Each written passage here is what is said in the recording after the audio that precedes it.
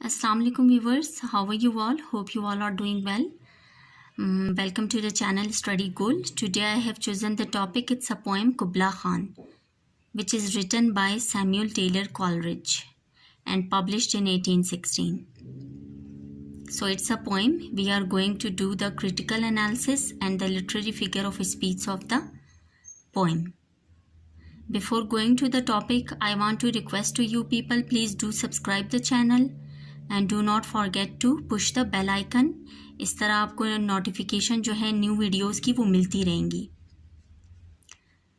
So going back to the topic, let's start. Kubla Khan written by Samuel Taylor Coleridge, published in 1816. 1816 में publish हुई थी. Kubla Khan was Mongol emperor of China. He was grandson of Halaku Khan and son of Genghis Khan. ये कुबला खान का जो है एक ancestral background है उनका कि वो एक मंगोल एम्पायर थे चाइना के एंड ग्रैंडसन थे हलाकू खान के और बेटे थे चंगेज़ खान के.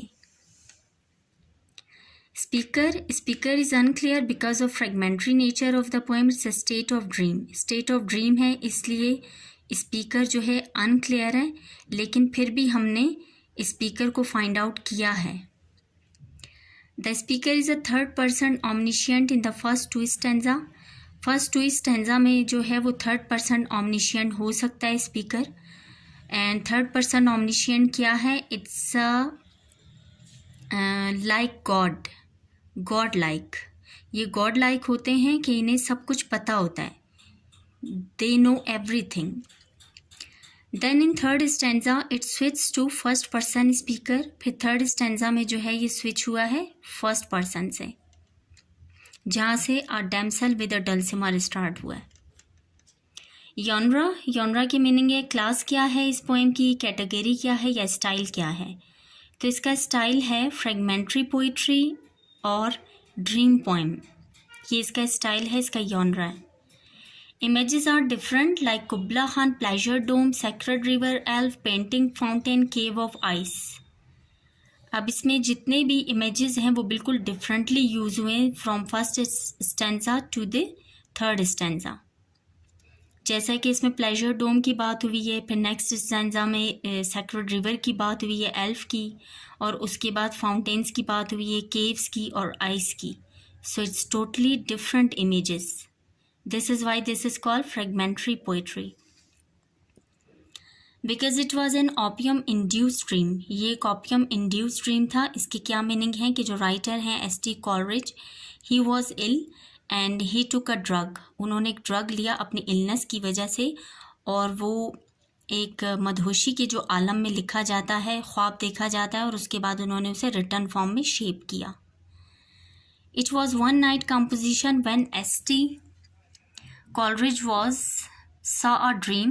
He woke up and started writing about it. उन्होंने जैसे ही ड्रीम देखा उसके बाद उन्होंने रिटर्न फॉर्म में उसे एक शेप किया.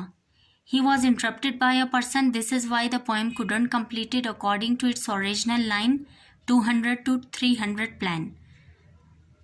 200 से 300 लाइन उन्होंने प्लान किए थे. उनका मीन्स कि ड्रीम बहुत प्रोलॉन्ग ड्रीम था, लेकिन वो नहीं लिख सके because he forgot the line, कि उन्हें किसी ने इंटरप्शन की और वो भूल गए. So interruption caused him to forgot the line, thus Coleridge felt it unpublished. Then in 1816 Lord Byron encouraged him. Lord Byron जो उनके फ्रेंड थे 1816 में, लॉर्ड बायरन भी एक राइटर थे, उन्होंने S.T. कॉलरिज को इनकरेज किया कि उन्हें इस पोएम को पब्लिश करना चाहिए. And then it was published. तब वो पब्लिश हुआ था. मूड, अब हम देखते हैं कि इसमें मूड क्या है. इस पोएम में राइटर का जो मूड है उसे हम चेक करते हैं. So urgency, it's extreme need, the quality state of being urgent. Urgency जो है इसका मूड है. नेक्स्ट मूड है मिस्टीरियस भी इसका मूड है. It's emphasis of nature in a mystical way. ये ऑब्वियस नहीं था, नेचर को एम्फेसिस किया है मिस्टिकल वे में, मीन ऑर्डिनरी अंडरस्टैंडिंग के लिए. Setting, ज़नाडू place, landscape, caverns and सी. अब इसकी सेटिंग कैसी थी? ज़नाडू प्लेस, लैंडस्केप्स, कैवर्न्स एंड सी इसकी सारी सेटिंग्स में आती हैं। मीन्स कि एक सेटिंग नहीं है, it's about two four settings. Theme इसमें क्या है? Themes are interaction between man and nature is a major theme, human character. Human character इसका जो है मेजर थीम है, और इंटरेक्शन बिटवीन नेचर जो है इसका एक मेजर थीम है। तो 2 थीम हमें यहाँ मिल चुके हैं। फिगर ऑफ स्पीच हम इसके देखते हैं। फर्स्ट ऑफ ऑल है पर्सोनिफिकेशन। तो इसमें पर्सोनिफिकेशन क्या है? Earth is fast thick pant was breathing. ये लाइन है जिसमें पर्सोनिफिकेशन यूज़ हुई है।